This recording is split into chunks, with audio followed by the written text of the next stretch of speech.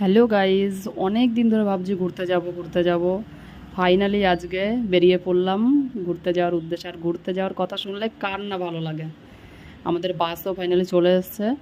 এখন আজকে আমাদের উম, জায়গা হলো ঘুরতে যাওয়ার ভুটান।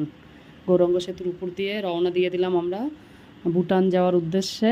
খুব ভালো লাগছে, খুব আনন্দ, সবাই মিলে তো খুব মজা করতে করতে গিয়েছি। কি বন্ধুরা, আমার এই জার্নিটা কিন্তু অনেক দিন আগেকার। এখন পোস্ট করলাম, দেখতে থাকো, খুব ভালো লাগবে।